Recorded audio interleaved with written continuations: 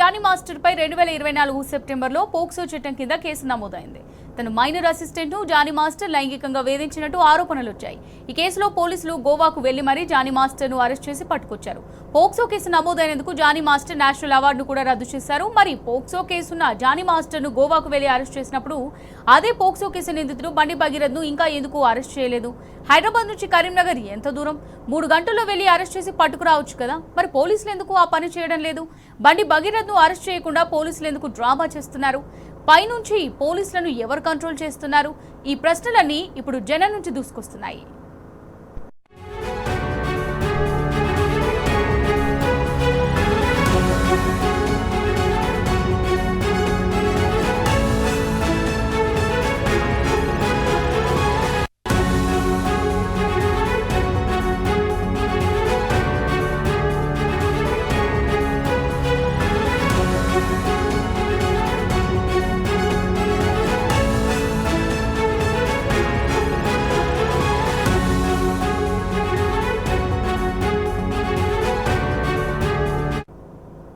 Choreographer Johnny master పై 2024 సెప్టెంబర్లో POCSO చట్టం కింద కేసు నమోదైంది.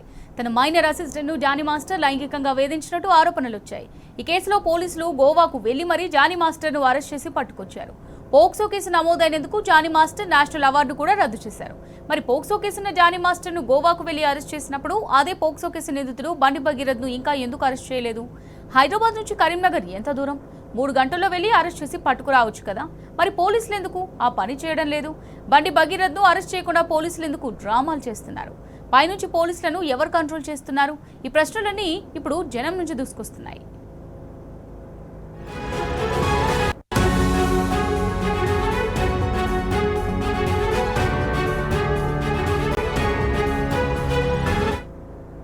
కొరియోగ్రాఫర్ జానీ మాస్టర్ పై 2024 సెప్టెంబర్లో పోక్సో చట్టం కింద కేసు నమోదైంది. తన మైనర్ అసిస్టెంట్ ను జానీ మాస్టర్ లైంగికంగా వేధించినట్టు ఆరోపణలు వచ్చాయి. ఈ కేసులో పోలీసులు గోవాకు వెళ్లి మరీ జానీ మాస్టర్ ను అరెస్ట్ చేసి పట్టుకొచ్చారు. పోక్సో కేసు నమోదైనందుకు జానీ మాస్టర్ నేషనల్ అవార్డును రద్దు చేశారు. మరి పోక్సో కేసున్న జానీ మాస్టర్ ను గోవాకు వెళ్లి అరెస్ట్ చేసినప్పుడు అదే పోక్సో కేసు నిందితుడు బండి భగీరథ్ ఇంకా ఎందుకు అరెస్ట్ చేయలేదు పోలీసులు? రైట్, ఇదే అంశానికి సంబంధించి మరిన్ని డీటెయిల్స్ మా క్రైమ్ బ్యూరో చీఫ్ భాస్కర్ అందిస్తారు. భాస్కర్, కొరియోగ్రాఫర్ జానీ మాస్టర్ పై 2024 సెప్టెంబర్లో పోక్సో కేసు నమోదైంది. తన మైనర్ అసిస్టెంట్ ను లైంగికంగా వేధించినట్టు జానీ మాస్టర్ పై ఆరోపణలు కూడా వచ్చాయి.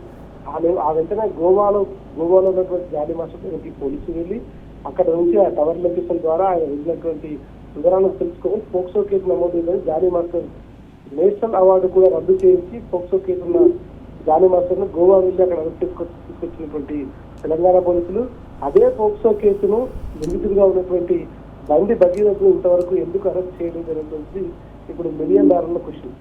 హైదరాబాద్ నుంచి కరీంనగర్ ఎంత దూరం ఉంది? 3 గంటల్లో వెళ్ళి అరెస్ట్ చేసి పట్టుకురావచ్చు కదా అనేటువంటిది కూడా అనేక రకాల క్వశ్చన్స్ వస్తా ఉన్నాయి. పోలీసులు ఎందుకు పనిచేయడం లేదు? బండి భగీరథ్ ను అరెస్ట్ చేయకుండా పోలీసులు ఎందుకు డ్రామా చేస్తున్నారంటే చాలా అనుమానాలు కలుగుతా ఉన్నాయి. ఎందుకంటే జానీ మాస్టర్ కు బ్యాక్గ్రౌండ్ లేదు, పొలిటికల్ బ్యాక్గ్రౌండ్ లేదు, పరపతి లేదు. ఇక్కడ కేంద్ర హోంశాఖ సహాయ మంత్రిగా ఉన్నటువంటి బండి దట్టు అది పోలీస్ డిపార్ట్మెంట్ కు సంబంధించినటువంటి సాక్షి కావడంతో ఇక పోలీసులు భయపడుతున్నారా లేదంటే పోలీసులకు పైనుంచి ప్రజలు ఉన్నటువంటిది క్లారిటీ రావాలి. ఈ మొత్తం అంశంలో ప్రధాన నిందితుడిగా సైబరాబాద్ పోలీస్ కమిషనర్ రమేష్ రెడ్డిని, డీసీపీ కుత్బుల్లాపూర్ గా ఉన్నటువంటి డీసీపీ కుత్బుల్లాపూర్ కోటిరెడ్డిని, ఏసీపీతో పాటు ఎస్హెచ్ఓని కూడా వాళ్ళందరినీ కూడా దీంట్లో విచారించాల్సినటువంటి అవసరం కనిపిస్తోంది. ఈ మొత్తం వ్యవహారంలో దీనికి సంబంధించినటువంటి మొత్తం వ్యవహారంలో ఎందుకు పోలీసులు తాత్పర్యం చేస్తున్నారంటే చాలా క్లియర్.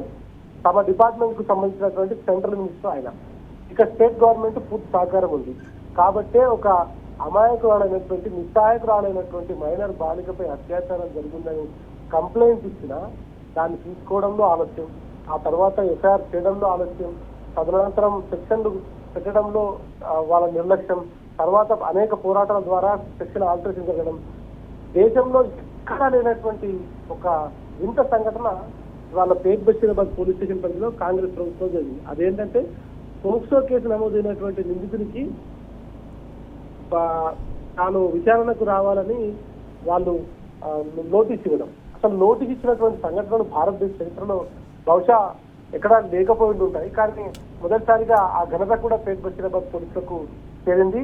ఈ కేసును విచారిస్తున్నటువంటి రితిరాజు నేరుగా ఆమె డైరెక్ట్ ఐపీఎస్ అధికారి.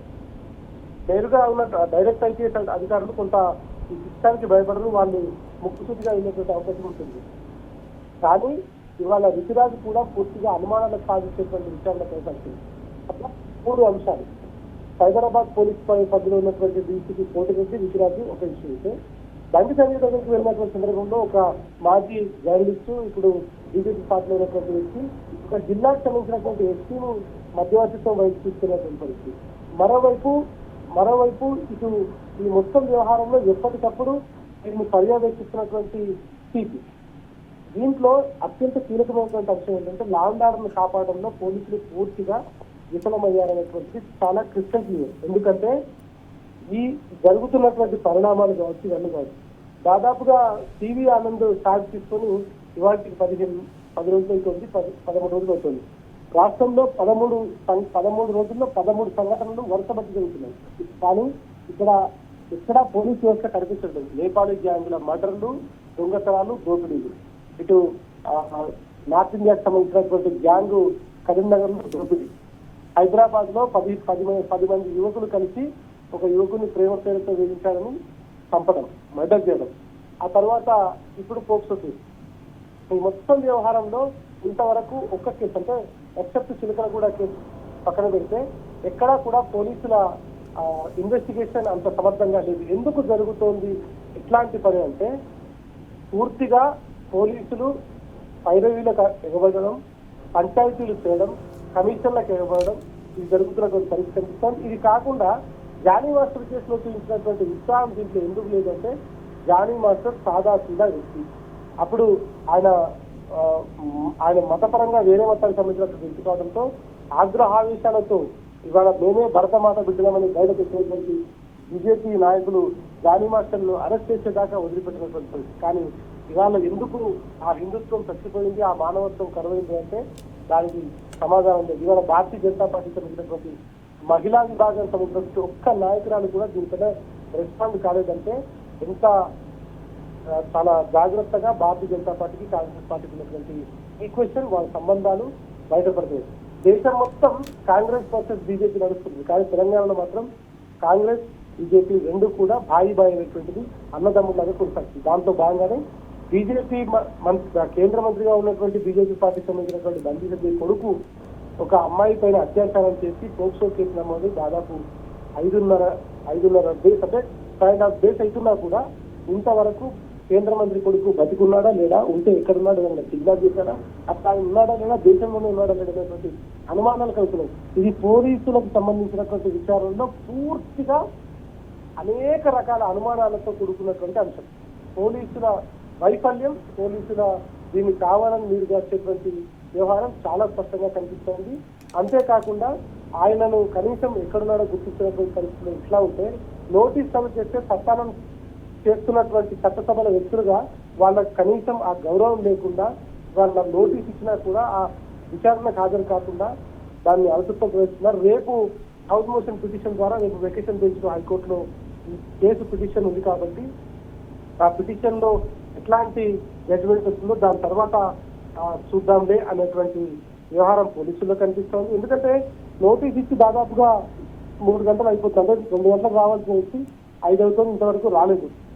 ఇంకా వస్తారనేటువంటి నమ్మకం కూడా లేదు. ఎందుకంటే వస్తే అరెస్ట్ చేస్తారనేటువంటి చాలా క్రిస్టల్ క్లియర్.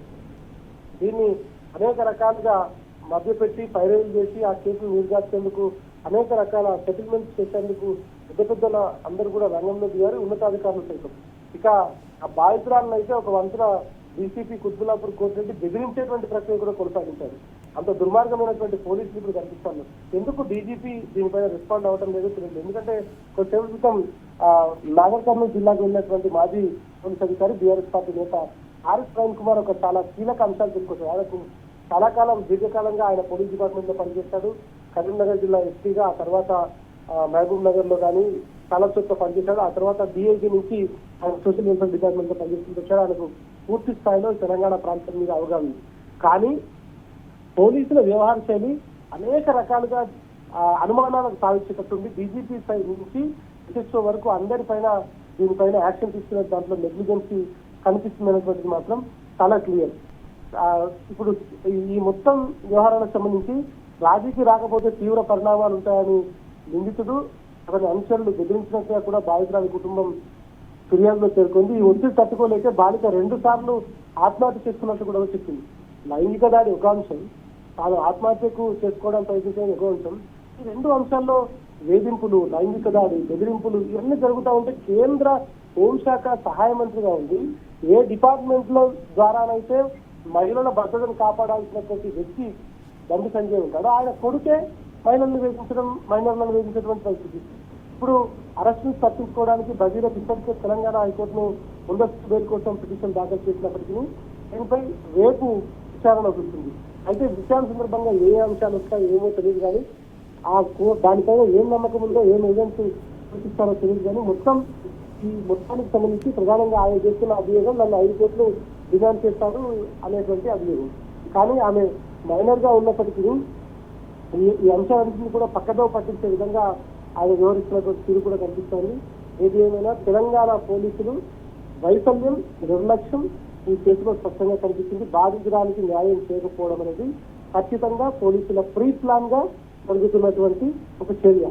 ఇది కంప్లీట్ గా తెలంగాణ పోలీసులు రాష్ట్ర ప్రభుత్వం డైరెక్షన్ లో కేంద్ర హోంమంత్రి కొడుకుని కాపాడేటువంటి దాంట్లో భాగంగా కొనసాగుతున్నటువంటి విచారణ అని చెప్పుకోవచ్చు.